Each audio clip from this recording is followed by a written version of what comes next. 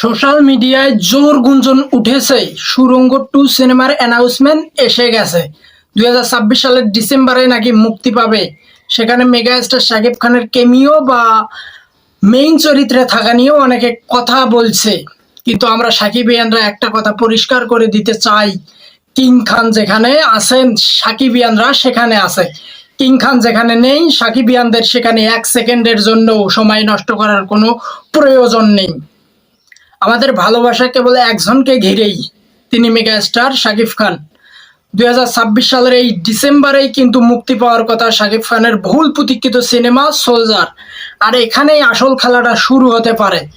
আমরা এই ফিল্ম ইন্ডাস্ট্রির ইনসাইড পলিটিক্স বা নোংরা রাজনীতি খুব ভালো করেই চিনি। যখনই শাকিব খানের কোনো বড় প্রজেক্ট আসে তখনই একটা মহল উঠে পড়ে লাগে কিভাবে সেটাকে টেনে নিচে নামানো যায়। হল বুকিং নিয়ে ঝামেলা করা, নেগেটিভ পিআর চালানো, আর সবচেয়ে বড় অস্ত্র পাইরেসি।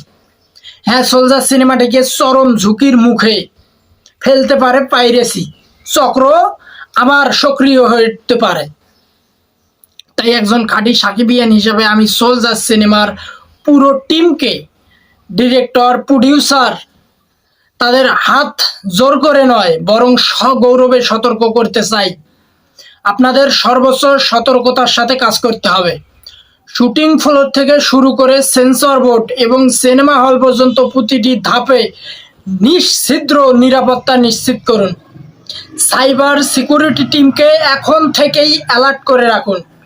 কোনো রকমের লুজ কানেকশন রাখা যাবে না, কারণ একটু অসতর্ক হলেই শত্রুপক্ষ এই মাস্টারপিসটিকে পিছনের দিকে ঠেলে দেওয়ার আপ্রাণ চেষ্টা করবে। আর যারা ইন্ডাস্ট্রিতে বসে শাকিব খানের সিনেমাকে আটকানোর জন্য নোংরা রাজনীতির ছক কষছেন, তাদের উদ্দেশ্যে শুধু এইটুকুই বলবো, সাকিবিয়ানরা ঘুমিয়ে নেই। পর্দায় যেমন সোলজার অ্যাকশন দেখাবে, মাঠ পর্যায়ে কুটি কুটি সাকিবিয়ানও তেমন সোলজার হয়ে সিনেমা হল পাহারাদার হিসাবে দাঁড়িয়ে যাবে।